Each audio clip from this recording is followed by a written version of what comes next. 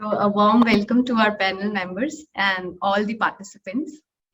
I, Parulu Preti, working as Manager Communication and Publication here at Jal Jivika, will be hosting this very first AquaTalk session for all of you. I welcome everybody. This year, General Assembly of the United Nations with FAO serving as the lead agency proclaimed 2022 as International Year of Artisanal Fisheries and Aquaculture. This year will be an opportunity to celebrate the diversity of small-scale artisanal fisheries and aquaculture, including women and youth, to share the current and potential contributions and highlight related innovation, and to build and strengthen support and partnerships at all levels. The theme of our first AquaTalk is the same. Now, I would like to request our founder and CEO, Neil Kant sir, to brief about Jal Jivika and his vision. Neil Kant sir, please. Thank you, Parul. First of all, thank you to our dignitary in the first episode of AquaTalk, Dr. Dilip Kumar sir and Dr. Pratap Mukhopadhyay. So Jal Jivika we have started in year 2013 with the idea of using each and every water bodies, whatever is their production, productivity, potential, to harness it for increasing the rural livelihood and ensuring the food security at household level. And we traveled 8-10 years of our journey across the state in like Bihar, Jharkhand, Orissa, Andhra Pradesh, Maharashtra, and we had covered various kind of experiences, working with the women, working with tribals, using the small seasonal water body as a seed production unit. So in Andhra Pradesh alone, in the districts of Srikakulam, East Godavari, Vizag, we have created like mobilized more than 700 farmers doing the seed business. And during the COVID time, we have found like their sustainability, their livelihood was sustained with the fish seed sale.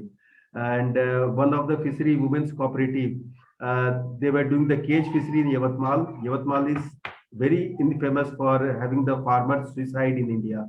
But those women cadres, they earned 4 lakh rupees of profit from the cage fishery and distributed that profit among their members, women members, for the ration and other thing during the last year COVID period.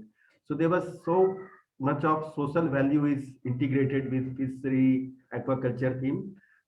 Somehow this is the time we need to think of beyond production, how it creates more social value, dignity. In that direction, whatever FAO's declaration is here on the artisanal fishery, this year we need to document that process and scale up this entire idea across state, across India. With that, this idea, Jal Jivika is working, and we have thought for this AquaTalk series for so long, but yeah, finally today we have started with the fresh energy in 2022. Hopefully, in the next 1 year, we will have various discussion on the thematic like microcredit, microfinance, gender issue. Everything is around the aquaculture system and how it can this multi-dimensional approach can help other organizations, government, entity to reach the livelihood dimensions, to reach the livelihood part of the country. The Prime Minister Matsya Sampada Yojana is also one of the opportunity. Till now, it is serving more for the larger farmer or the people who are more with this entrepreneurial activity. But this scheme can also generate a lot of livelihood opportunity for the small farmers. So we will try to find out the different way of engaging youth, women through this AquaTalk series. So thank you, sir. This is how I want to submit, and looking forward to hear from both of you, sir.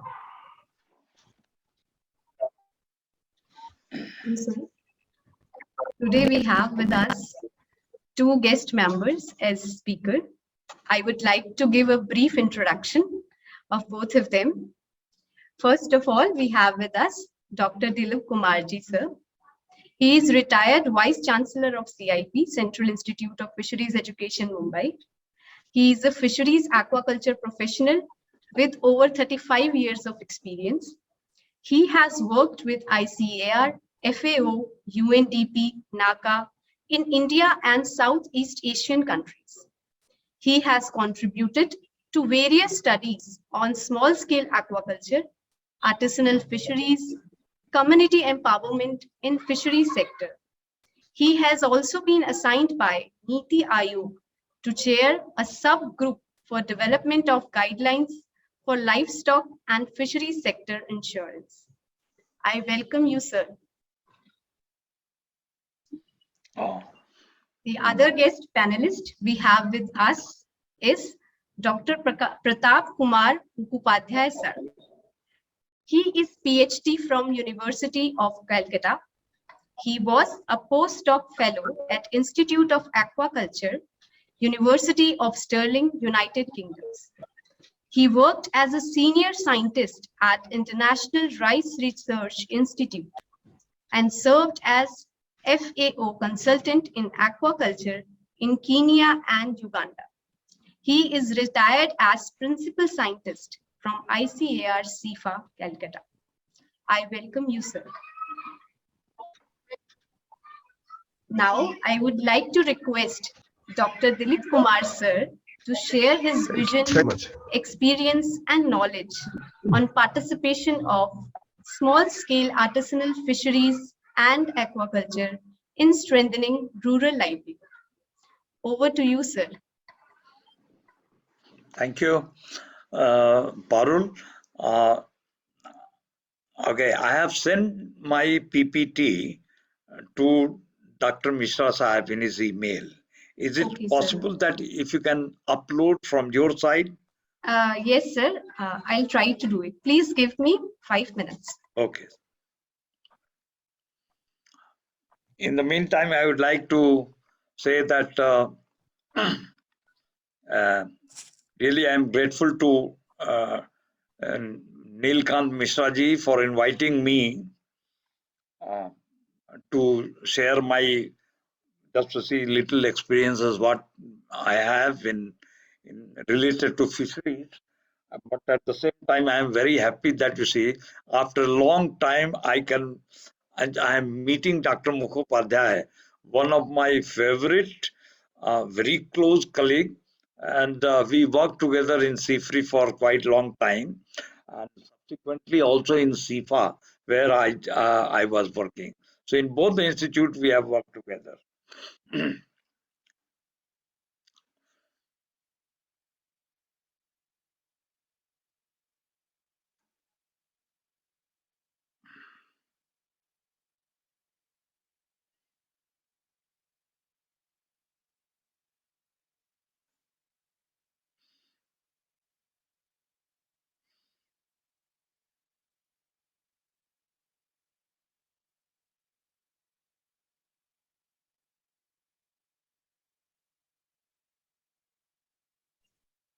Sir will be displaying the PPT. Okay. Yeah.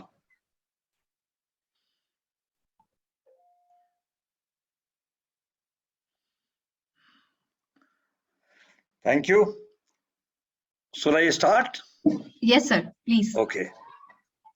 So good afternoon to all of you, all the participants, and also that you say Makar Sankranti की शुभकामनाएं आप सब लोगों को। ये मकर संक्रांति का idea हमको यहाँ आने के बाद और डॉक्टर मुखोपाध्याय के तरफ से मिला, जो जासूसी the credit goes to him for reminding. So आज का जासूसी I know you have already given a brief background or something that you see the background for this webinar today we are having. So International Year of Artisanal Fisheries and Aquaculture 2022, it is declared by United Nations, and then they have also, just to see, and FAO is really coming forward as a major, or you can say that main driver for the programs going to be held during the entire year of 2022.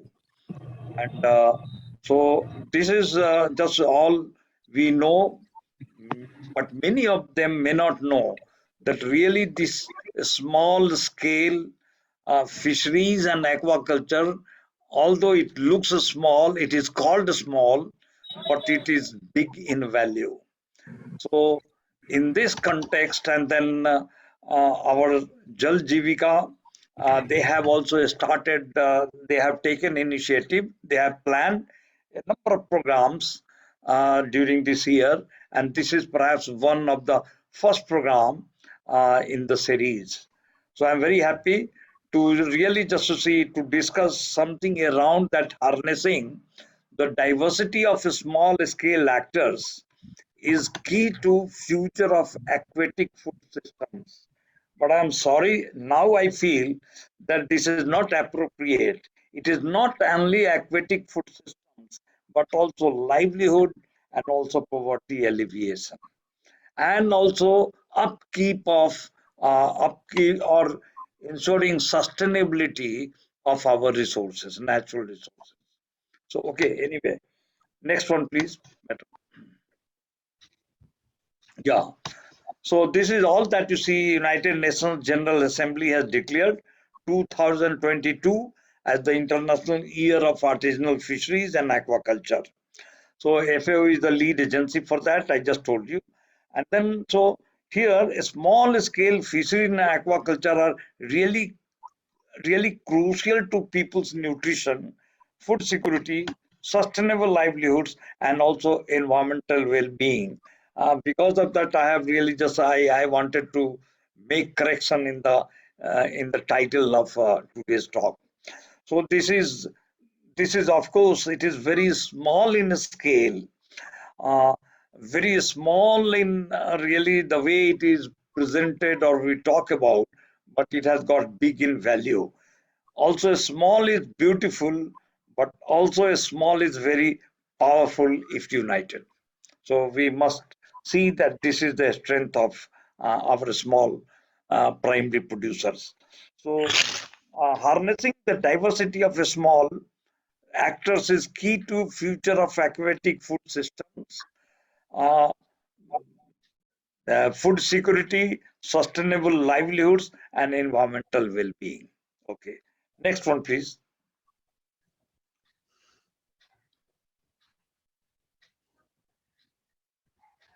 Yeah.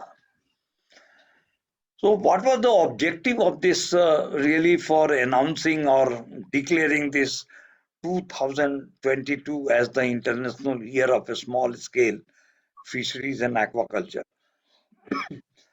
Perhaps the first objective is increasing the visibility of artisanal small scale fishers, fish farmers, and fish workers, and then people should to make the people aware about their contributions.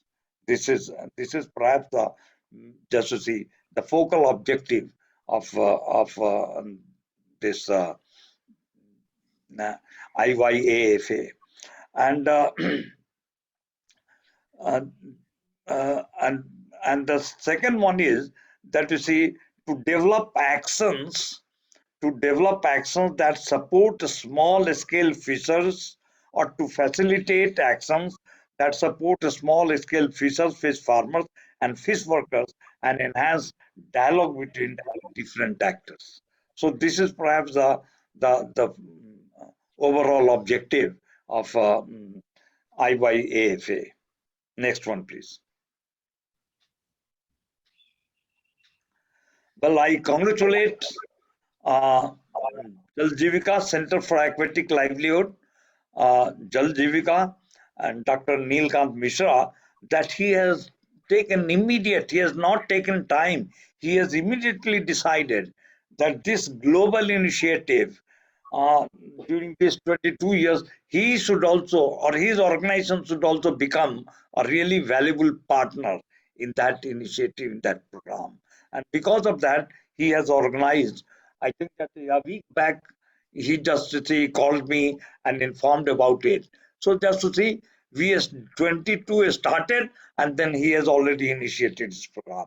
So I really congratulate you, and really I appreciate your attention and your seriousness about such program. So you have already, this is perhaps you have already, you have many other programs, but what I know that you have planned a series of this type of webinar to create a overall national level awareness and among civil societies, general public, and also different stakeholders. So what is the need for and what should be done and how we can support that a small scale fishers and also farmers. So thank you very much for that. Next one, please. Uh, One thing is there that you see why we need to just to see well talk about them and then bring and try to bring it to the focus of just to see the people in general, especially those who are in policy making bodies, those who are in governance, and also just to see those who matter related to policy. So, because this is still we think that you see fishing and aquaculture is underestimated as a source of income and food. Its potential and up to what extent it has contributed and contributing, this is really just to see largely underestimated. So we know that you see aquatic animals are renewable source that can be feed that can feed people forever if the resources or their population is managed sustainably. This is one thing. Then aquatic foods are very just to see important in the sense that uh, Uh, whatever does you see aquatic foods, whether it is finfish, shellfish, seaweeds, they are healthy, relatively very healthy and highly nutritious, yet relatively affordable and have low carbon footprints compared to terrestrial animal source of food. So it means that at three parameters, one comes the nutrition, second comes that you see affordability, and third comes that you see it's a carbon footprint. So all these parameters, if you consider, it is really just to see it deserves our attention.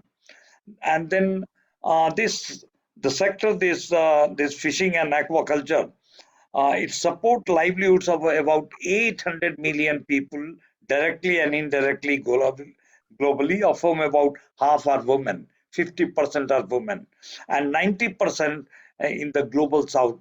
Out of total, 90% are employed in really developing countries. And then despite their significance, aquatic foods are often overlooked in food systems research and policy. And also, and the so are the producer, the primary producers who produce these aquatic foods. Next one. Just to say, we should consider in regional and national context, because this is more relevant to our region and also much more relevant to our national context. So Asia accounts for around two-thirds of global fish production. So we know that how important it is for our region. The Americans, Europe, Africa produce or their share is only 14%, 10%, and 7% respectively. Aquaculture is, when we consider about aquaculture, it is basically a fundamentally Asian way of farming, which accounts for about 89% of global production. So aquaculture. So that way it is, we understand that you see how it is very highly relevant for us. And only just recent days we see a trend where just to see it is also growing, it started growing in Egypt, Nigeria, Ghana, some of these African countries, and then South American countries. But many of them are all developing countries. Capture fisheries are more widely distributed and dominated by marine landings. And but on the other side, inland fisheries role is also very important. And most of them say just our countries, it is you hardly see that any really industrial scale in inland fisheries. So that is important. And then these are located along major rivers like Mekong, and then our Ganges river system, Brahmaputra river system, Peninsular river system, and also that you see the same way also in some other countries. Next one. But they say that you see the whatever reports we are getting, so the catch and also that the production from there, it is highly underreported. Whatever, because of that you see we do not get data from the field. It is just highly well scattered, and then located in just to see very remote areas. So because of that we are not getting data from inland fisheries.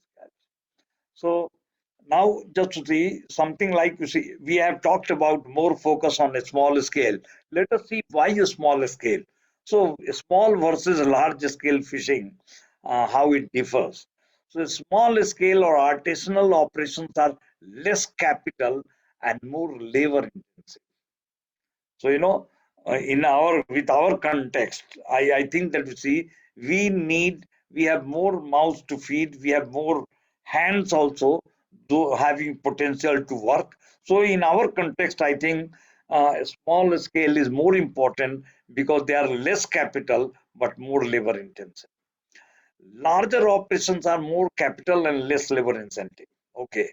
So wherever there is potential, we can go. We are not against that one because we have our uh, just to see policy for development is inclusive, but just to see more emphasis on that. You see the small scale. And small scale fisheries account for about 90% of direct employment in fishing globally. Small scale, making them disproportionately important for livelihoods. So, well, this is the strength.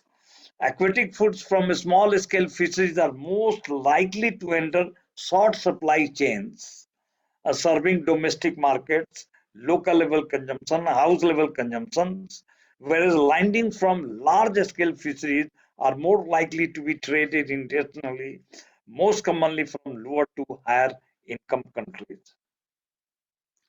Large scale fisheries tend to have more political power than small scale and attract more fishing subsidies, creating incentives for destructive fishing practices that might otherwise be economically unviable. But at the same time, I would like to say that you go to another dimension that you see what is happening in in UP. That shows that you see the fishing communities, it is not that they don't have that, you see, the political power they have, but that political power it is not meant for the welfare of those fishers.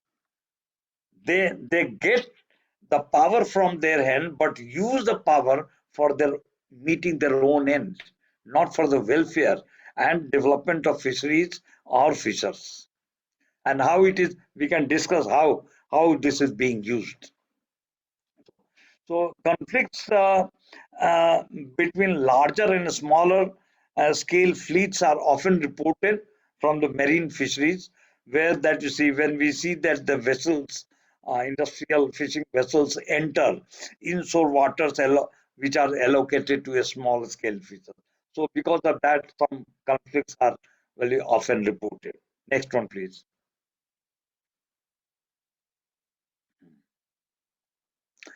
Uh, aquaculture, like industrial and artisanal fisheries, aquaculture is also just to see divided into small scale farms growing food for their own consumption and also a small surplus for market and enhancing their family income, and much larger and the other one is much larger industrial operation. Also it is visible in our country, but only thing that you see, well, they are hardly 10% of that.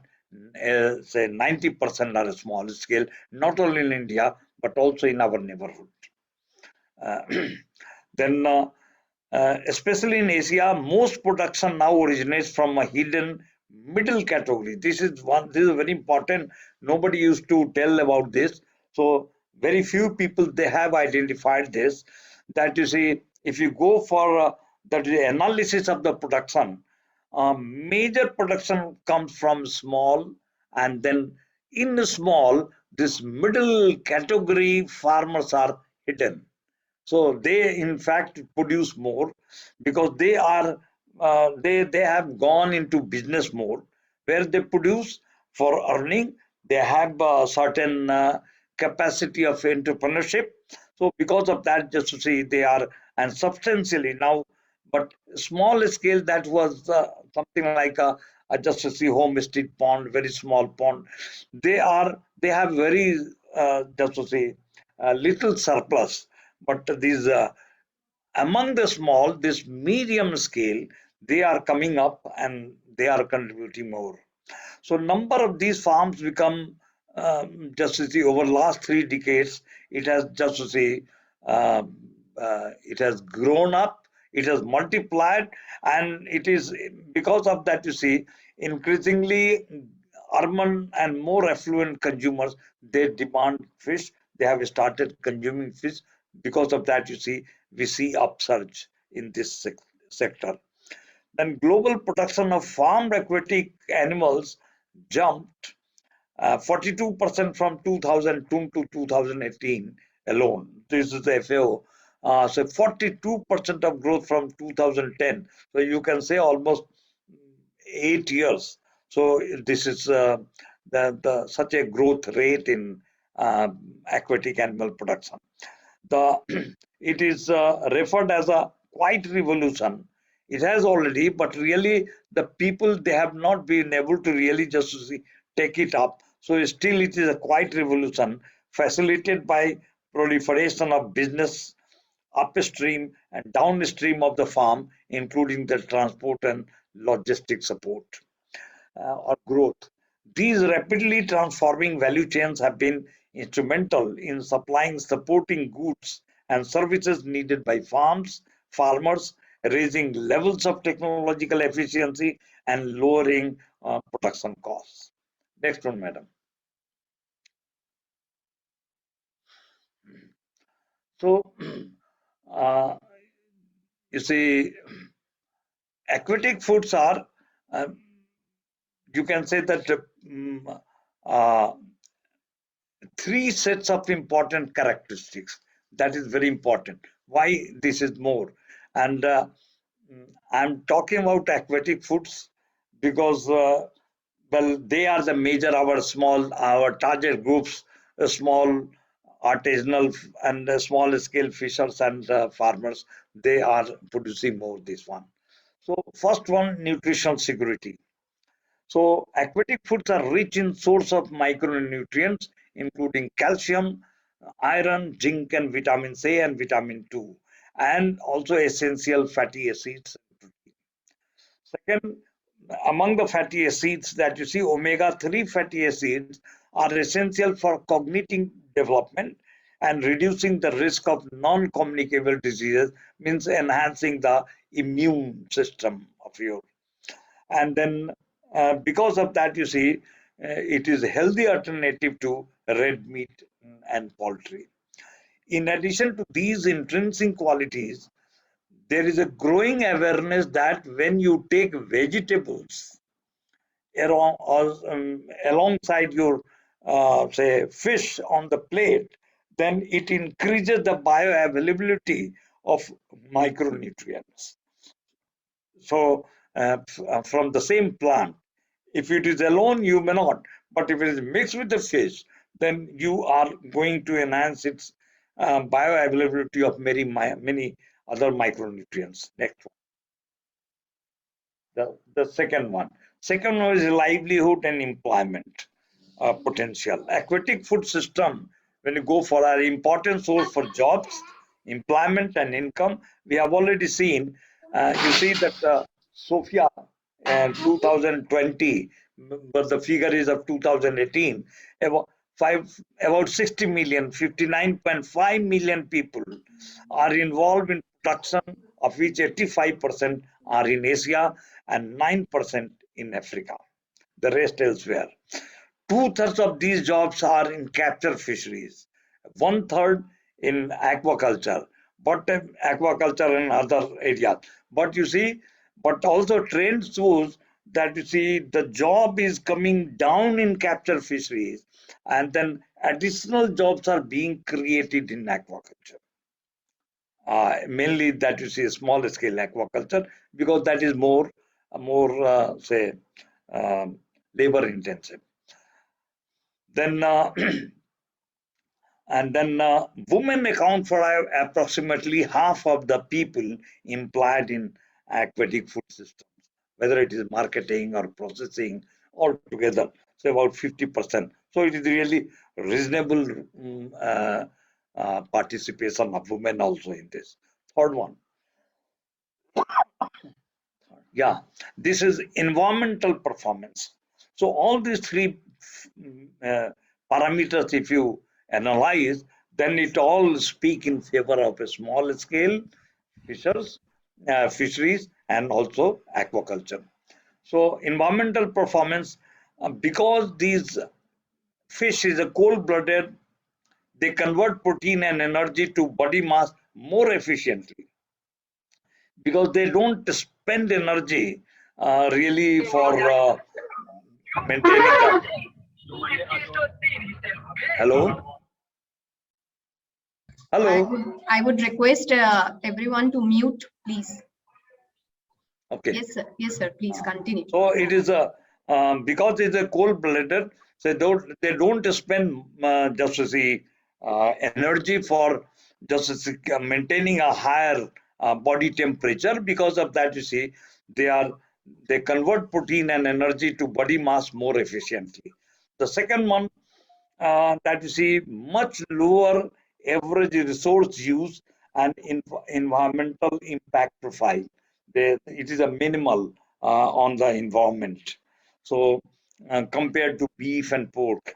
Then some other products like aquatic products like seaweeds and filter feeding mollusks, such as mussels, are grown without any feed or fertilizer and can sequester carbon and can also improve quality of the water where they live, and stripping by stripping nutrients, extra nutrients from there. And then wild stock of fish and other aquatic animals are important renewable resources that can be harvested indefinitely, because when at sustainable level when well managed. Most feed ingredients used to raise farm fish are byproducts of crop, and at least, and then also fish meal they are using, but it is very efficiently being used. And so utilization of fish meal and fish oil in aqua feed production has become more efficient over time, and gradually it is being substituted by the proteins of plant origin. Next one. So we have already seen that you see three parameters, the positive parameters of uh, small aquaculture and small scale fisheries. Then, so what is there that you see? The major challenge is there that these small producers are there. How we can harness, and there are a lot of them, diversified, different groups. So the challenge is how to harness the diversity of small scale actors, both fishers and also farmers. That is key to the future of aquatic food system. So this is one how you can do. So next one, please. So when we look at, now you see at our national regional context it was there, but at the national context also. This is very important. We have seen the examples are also from India. But you see in the recent that you see Sabka Saath, Sabka Vikas, Sabka Vishwas, and now Sabka Prayas. This is the vital for the achievement of our goal. PM Modi, he has already declared. So he has given a larger policy focus. He has set the focus that where just to see, and we see that under this focus, policy focus, And with such policy support, we will have opportunity to really carved policy, appropriate policy to support our small scale fishers and all the small scale farmers. Next one, please. So this one, our this the program that is International Year of Small Scale Fishers and also farmers. It is not only for creating awareness, but it also calls for and expects certain actions in this, how to support them. So desired action, what I feel that from the government, well, something like from the government side, the first one that is creating mass awareness among policymakers, sectoral managers, other sectors having role in fishery sector, and also civil societies. These are to be aware of. This is one of the actions desired from government. The second one is focused intervention at the level of primary producer of these smallholders by giving access to services, social mobilization support, etc. Maybe financial also or some incentives. And the third one is strengthening of fisheries extension services and directing them towards these small holders. You know, extension service has become very, very weak. It is almost eroded, and that too, whether wherever it exists in existence, it is not directly directed towards that. You see the the, the small scale fishers or and then the small scale farmers. You'll see. So and then, well, of course, they are also just they lack the necessary logistics and other support system. So these three, we think that, you see, during this year, this and the government should take actions in this regard. Next one. By NGOs and civil society, like your Jal Jivika has already taken certain initiative, but that was mainly first one is for creating mass awareness. People, civil society, they must also understand and know their contributions. But they, so at that level, I see that, you see, that these four actions are required. First of all, mass awareness already you have initiated. Civil societies and other stakeholders, they should know. Then focus intervention at the level of primary producers of these smallholders, means of fishers and also artisanal fishers and also small farmers, by giving access to services, social mobilization support, etc. So what I wanted to tell here, that when I talked about the political power and these smallholders, what has happened that, you see, some of these politicians, they go there, they ask them to mobilize, get their together. It is only to meet their own objectives. But okay, I'm just to say I'm going to get the support of this caste for their vote, nothing else, not for their welfare. But here, I think that, you see, NGOs like Jal Jivika and many other, they can really try to organize, get them organized, so that they should know that they need to develop their livelihood, strengthen their livelihood. They should get better nutrition. They can also contribute more, but before that, they will have to take care of resources. So the entire, like you see, the fisheries, we say that is inland fisheries as well as that coastal fisheries, it is overfished resources. So just to see, we need to take people out from there. So it is not, if because just to see, government is unable to manage, government cannot manage. It is only those who are harnessing its potential, those who are using the resources, if they come together, if they are united, and if they are directed to take care of the resources, then or manage the resources, then really just to see the resource, you will see that this is also developing gradually, and it is also going to ensure that they have a say something like they are empowered and they have better status of uh, their life living, and also that even in the uh, economically as well as that you see the socially, they will see that they are getting a strength. So this is one thing. So, and the third one is facilitating institution and strengthening such institutions. You see, many places, most of these fishing communities, they are grouped under various their institutions, especially cooperative societies. But except for some state like Maharashtra and Gujarat, maybe Kerala also might be, but you see, they are not really, it is only on paper. It is only some of these political bosses, they come and they form this one to meet their own religious objective. And because of that, you see, many of these members of the cooperative society, they do not know how, what for they have formed, how it is operated, and what kind of benefit we can get from here.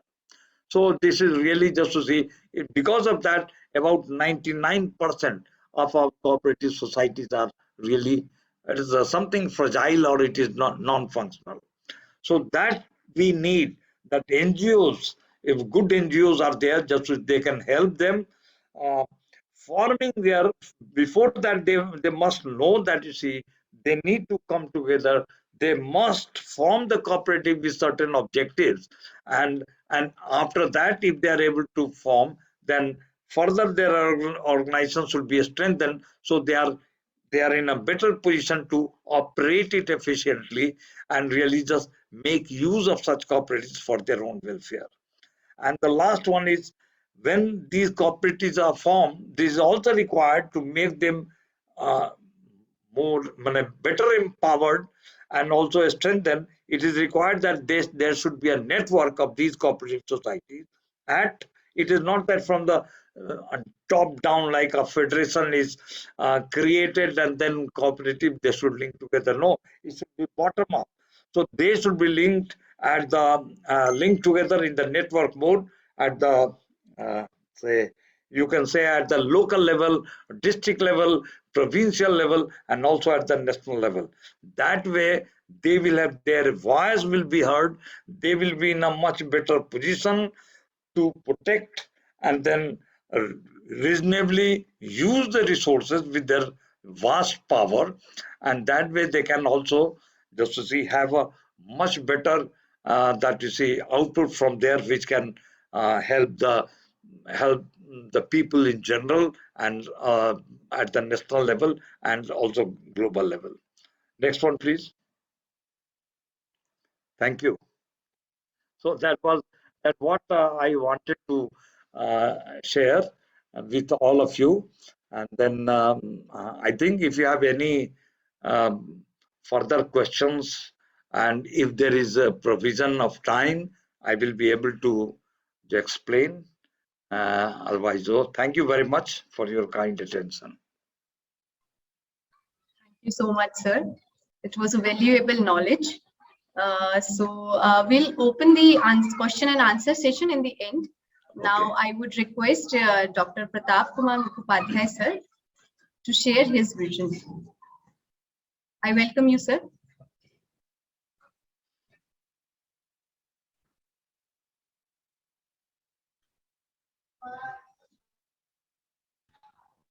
Am I-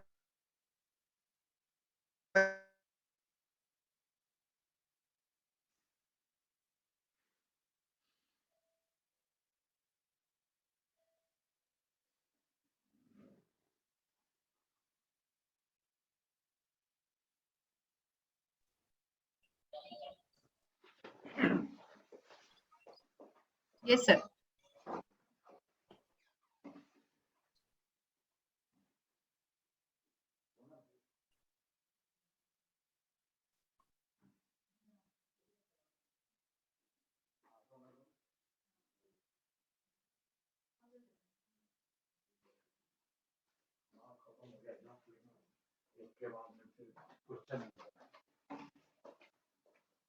is very important for us. This is very important for us because uh, millions of our rural population depend on this sector for their sustenance. Apart from many other benefits, these livelihood aspects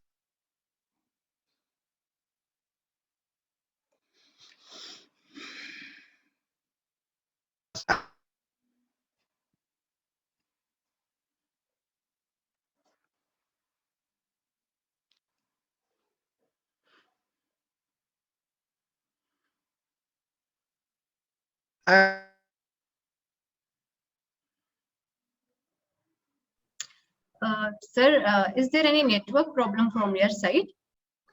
You can close your video, then we will be able to hear you very clearly. You can close your video.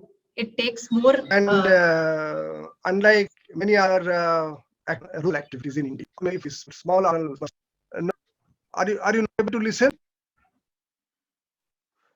Sir, your voice is breaking.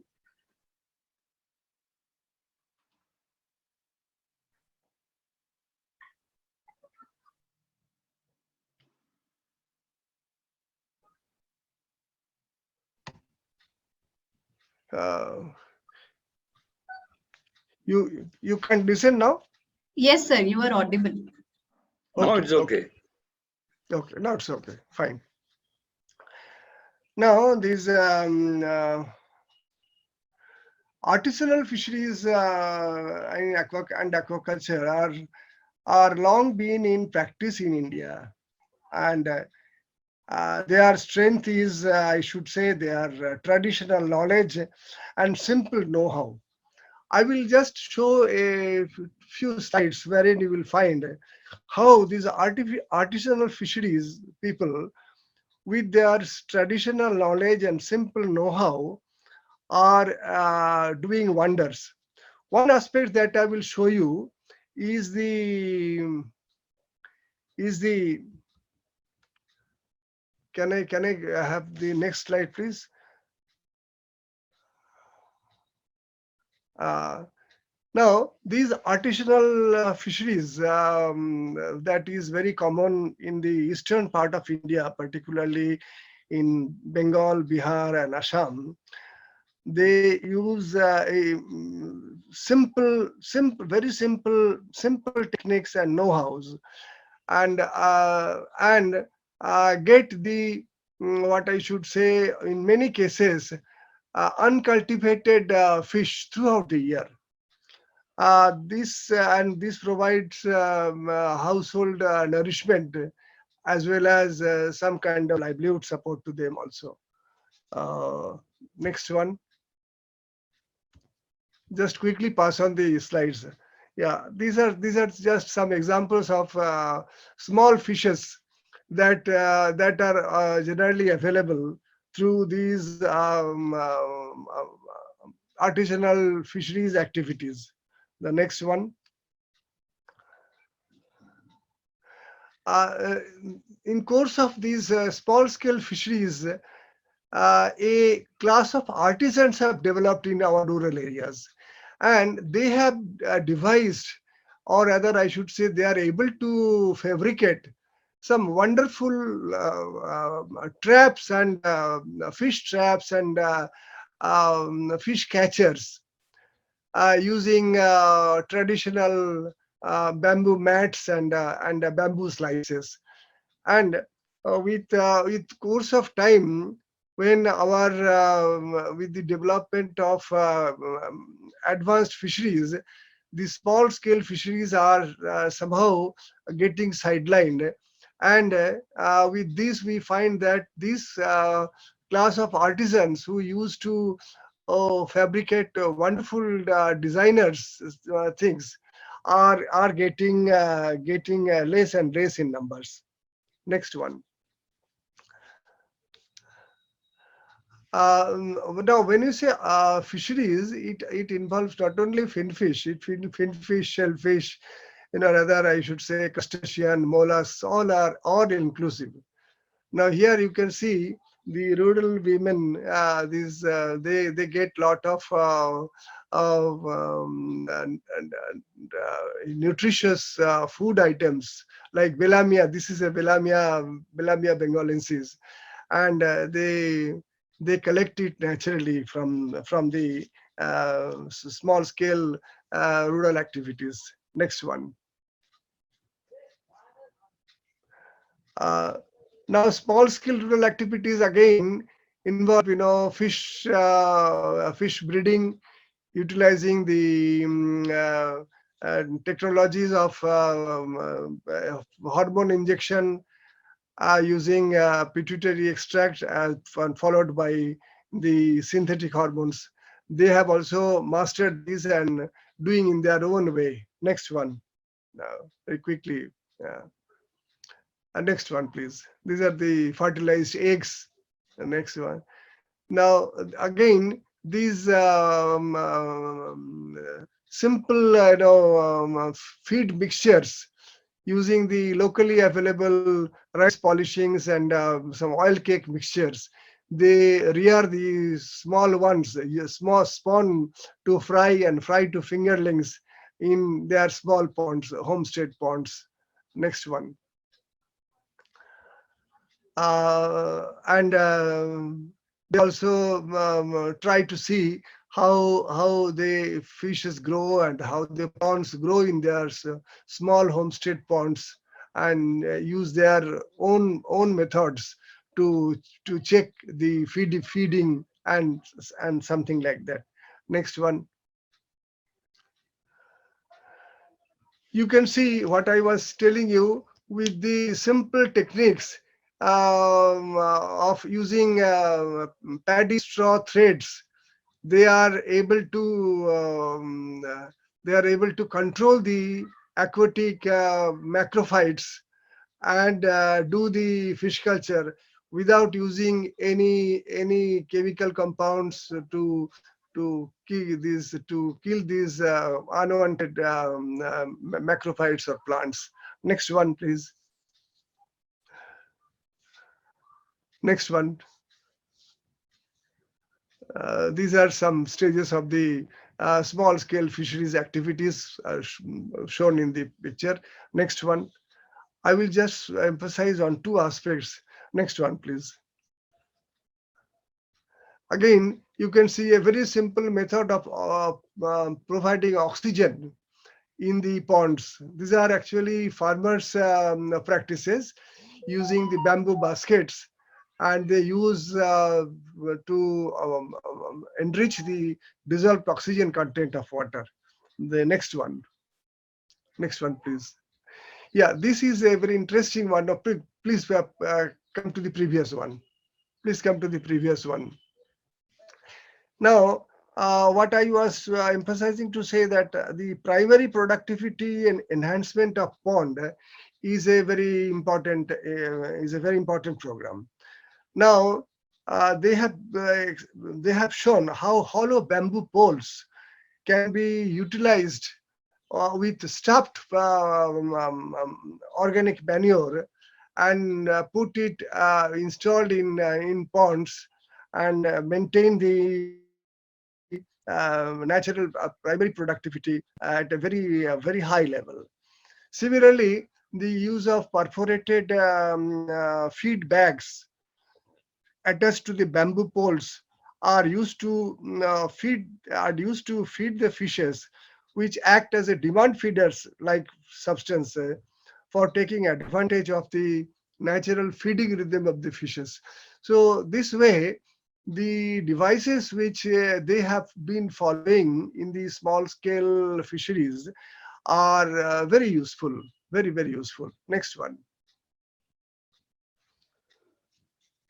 Uh, they use composted cow dung, azolla, and even these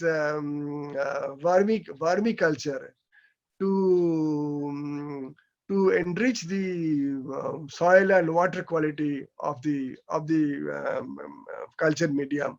Next one.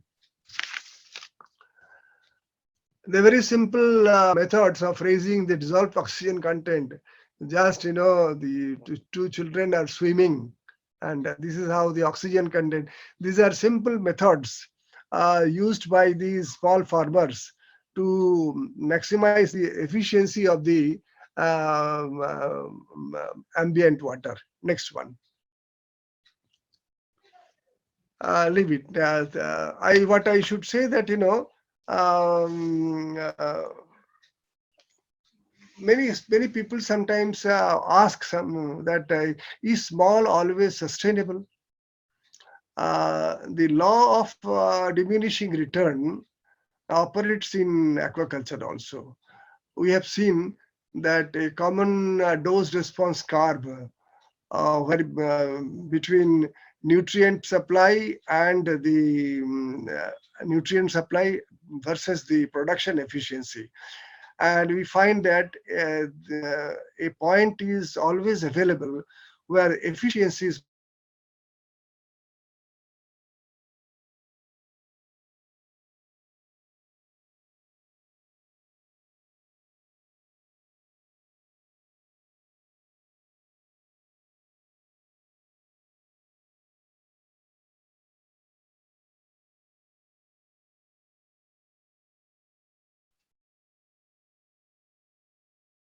Sir, you are not audible.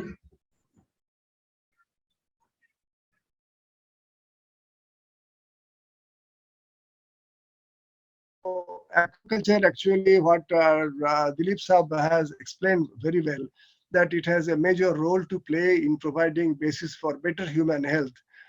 And it is, since it is also possible to tailor the aquaculture product quality through the application of nutritional principles, we will expect that these artisanal fisheries will take advantage of the scientific principles and improve the fish production in a sustainable way with the combination of their traditional wisdom as well as the scientific principles that have been developed over the last few decades.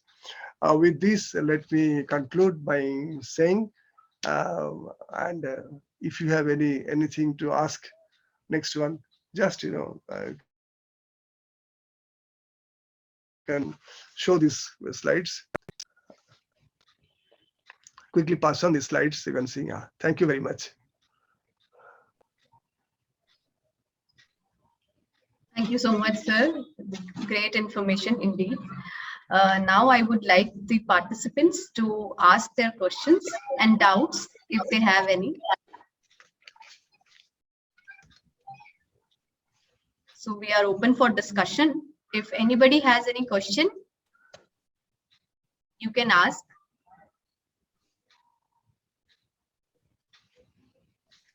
So, yes, we have. Hello. Yes, Ankita, please.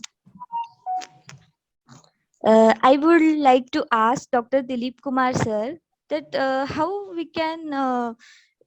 the rural communities and especially women can generate livelihood with the help of value addition in fish. Sir, please unmute.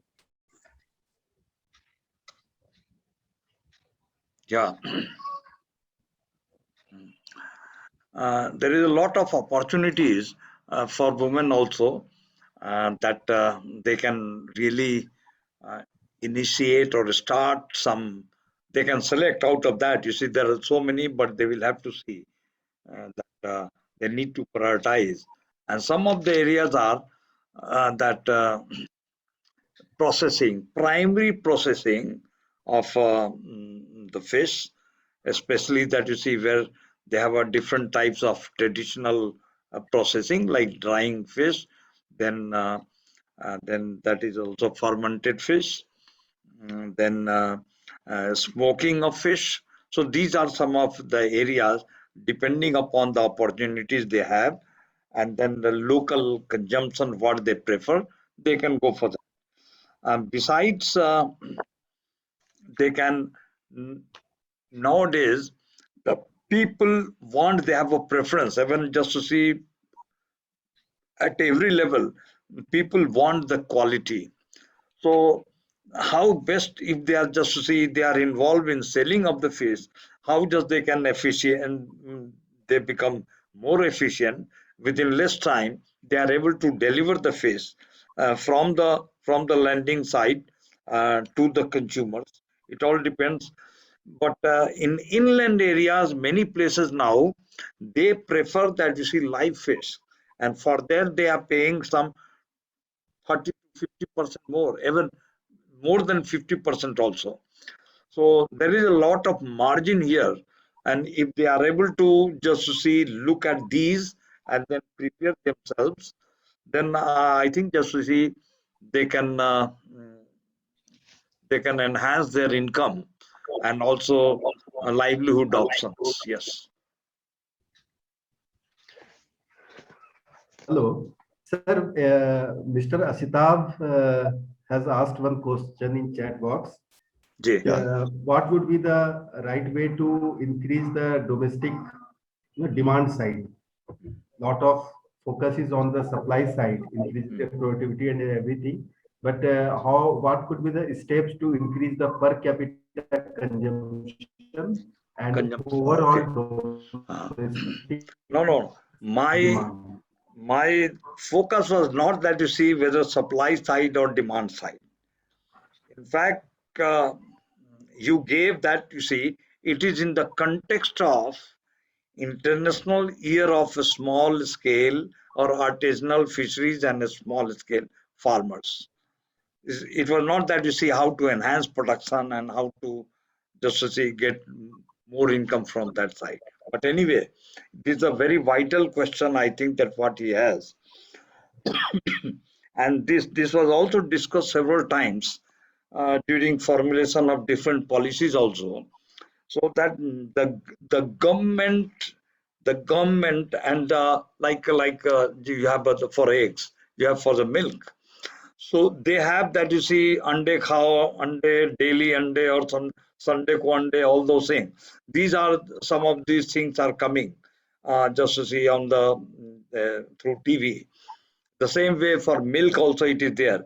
But you see these are sponsored by these some corporates, not like but when in fisheries we don't have such type of corporates.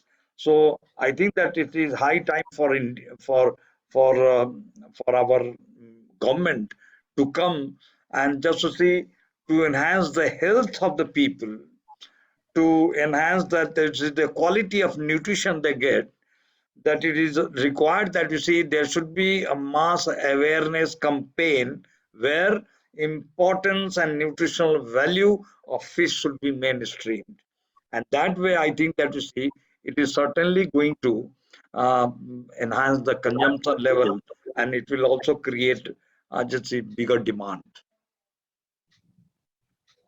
Well, and on the other side, like NGOs, when you are going to just to see that mass awareness, where also I also told that you see how this fish is very important.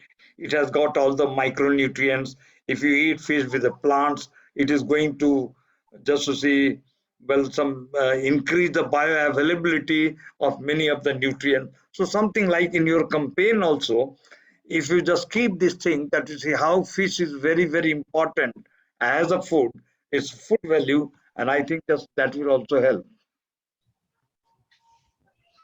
Thank you, sir. Thank you so much. Thank you, sir. Namaste, sir.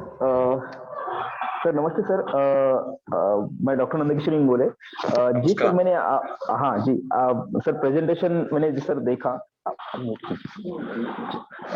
Ji. So sir हम अब actual सोच रहे थे कि आर्टिसिजनल क्या होगा। Means आर्टिसिजनल it means छोटा सा और स्मॉल वैल्यू में जो उसका इम्पैक्ट क्या बिग वैल्यू जो बता रहे हैं आप। तो ये जो ईयर इस साल का जो FAO ने इंडिकेट किया है कि this is the year for the artisanal fisheries and aquaculture. तो आपका प्रेजेंटेशन से सर पूरा क्लियर हो गया कि what is the artisanal, what is the objective of the year, what are the benefit to the farmers as well as the small scale fisheries as well as the human fisheries and agriculture. So, sir, I have one query. So, Yeah, how to please. correlate? Sir, how to correlate with the Inland Fisheries Policy 2020 and this year, the 2022? So, how it is correlated with the policy? No, you see, I just told you first thing that first of all that inland fisheries policy is not final. Our Indian inland fisheries, there are four policies. One is on marine fisheries, one is inland fisheries and aquaculture, the other one is mariculture, and the fourth one on quality and value addition. All these four are only marine fisheries was done and then it was also approved. But nowadays, after that, they say that instead of four, we should have only, we integrate, we should have only one fisheries policy. So draft is ready. Draft has also, it is circulated throughout India among different agencies also. But only thing that you see, we need to incorporate what the comments have come, and then the draft, the policy will be in a final shape for to be sent for approval. So in that policy also, it is given that you see we need to provide all possible support to these small scale fishers, and also that you see the small scale farmers, but not explicitly it is really reflected in that one, like a small scale farmer, those who are a small scale.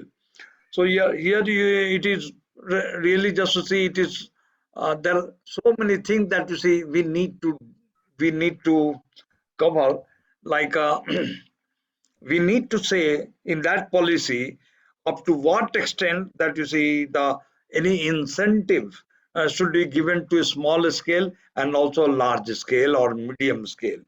So and then actually what is happening in the field, that many of the small scale farmers, they want to do something but they don't have really their own platform where they can speak and then people can hear, and then nobody is coming to help them.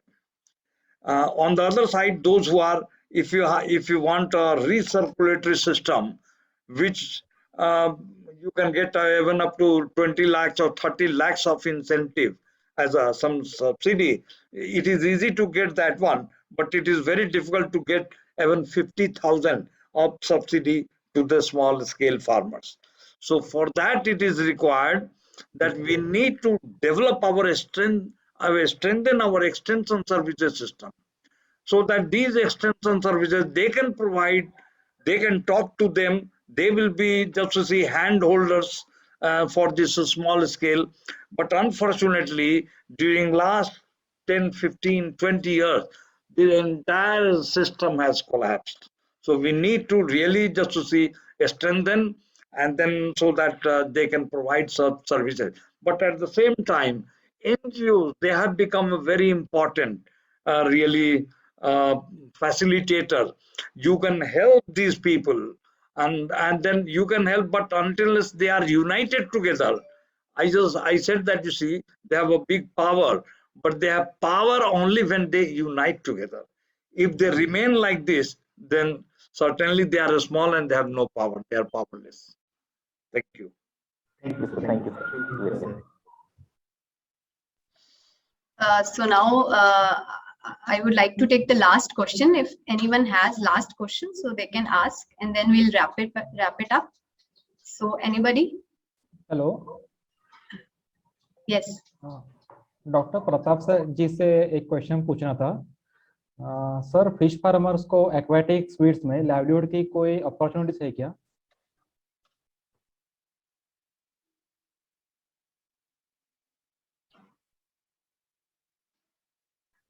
If you can repeat your question, Sanket. Yeah.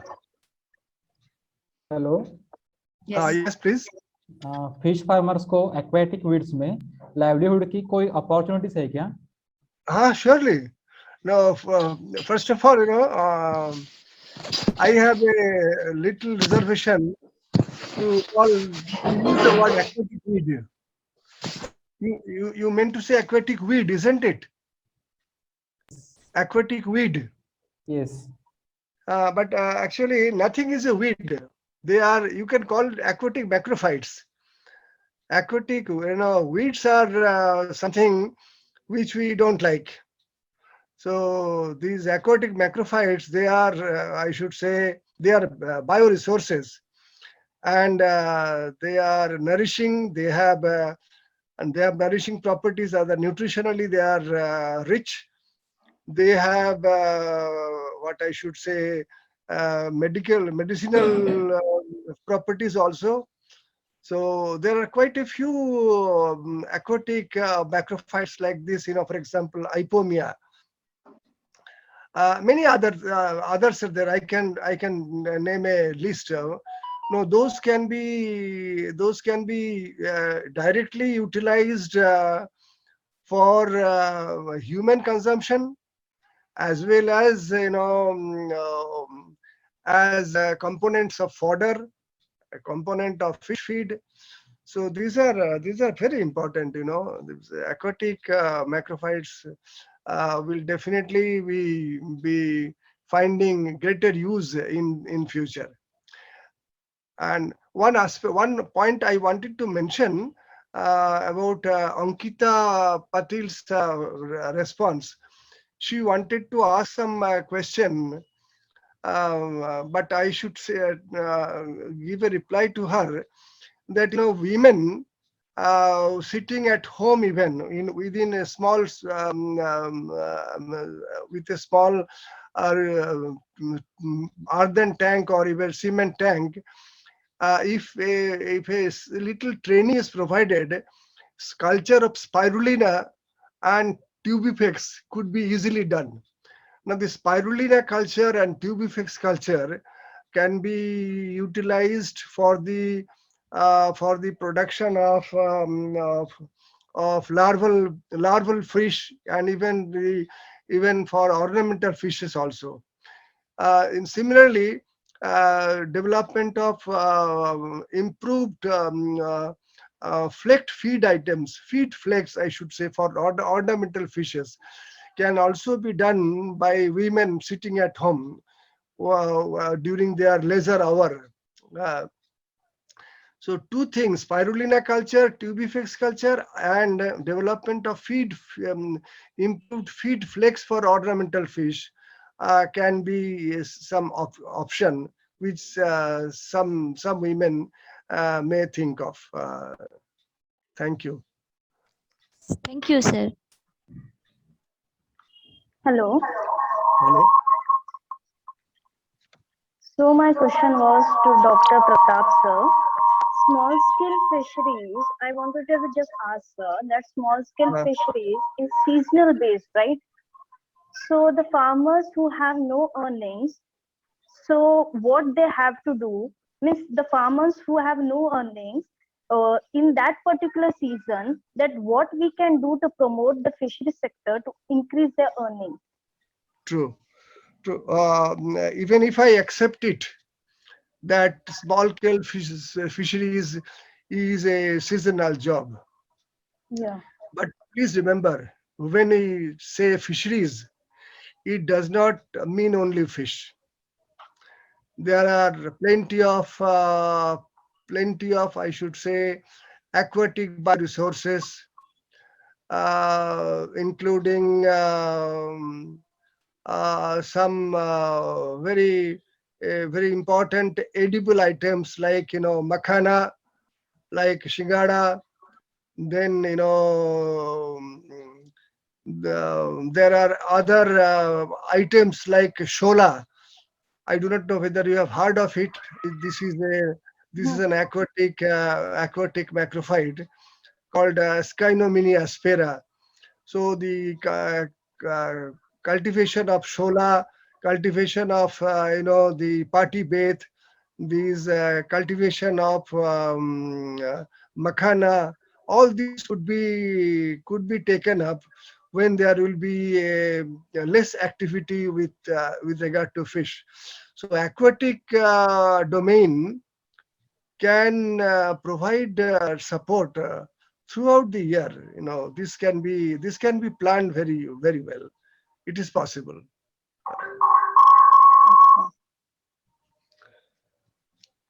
Thank you. Thank you, sir.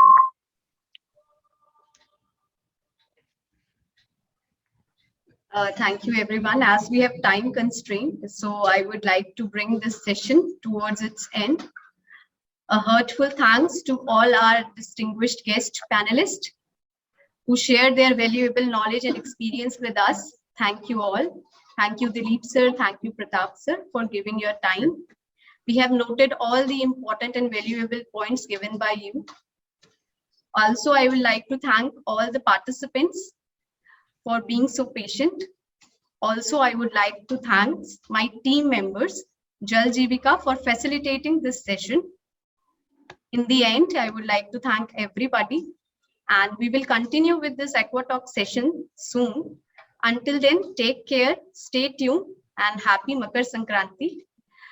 For knowing more about Jal Jeevika, you can follow us on Instagram, Facebook, LinkedIn. You can, we have a lot of video free content on aquaculture and fisheries on YouTube. So you can check it at all. And thank you, everybody. We'll continue this session. Thank you, everyone.